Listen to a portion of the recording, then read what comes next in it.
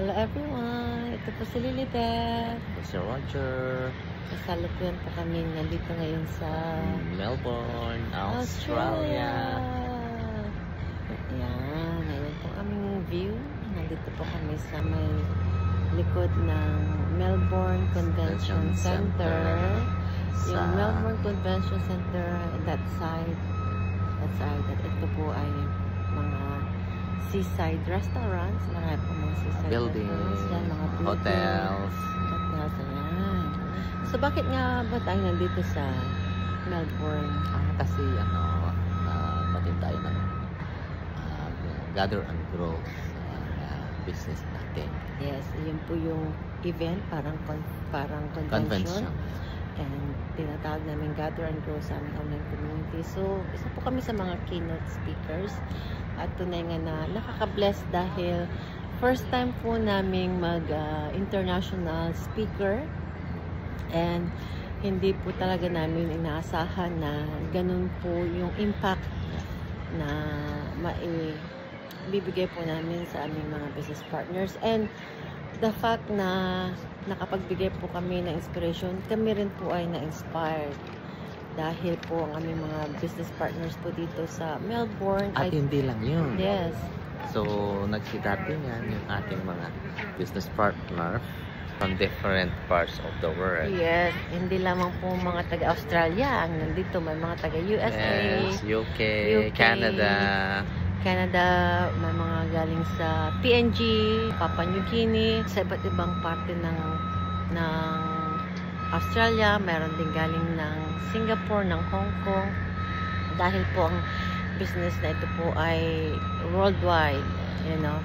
At hindi lamang po yun, ang mas na-bless po kami, gaya nga po na nasabi ko, na-inspire po namin sila, na-inspire din po kami. At talagang tunay nga na it is very important to really surround yourself with like-minded people.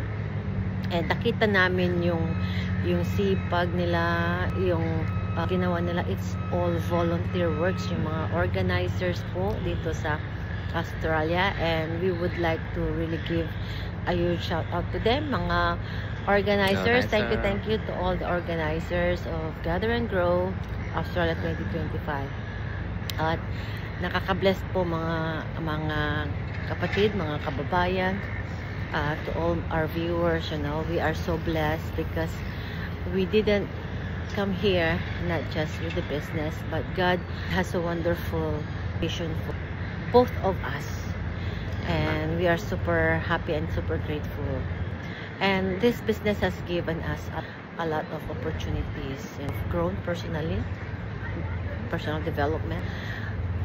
Like what I've said, this is our first time to speak international with over 400. More than 400. Yeah, over 400 delegates. Yes, and such a blessing, such an opportunity. So we will be going now to New Zealand.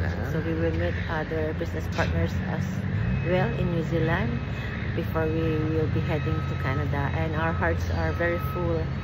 So if you guys are looking for something that will change your life, not just financially, but to grow personally, then I would encourage you to check this business out. This business has not just given us financial and time freedom, but also personal growth and spiritual growth. We are not just bringing the business, we are also bringing the mission. The mission na i-share po ang good news, and to share the goodness of our Lord Jesus Christ.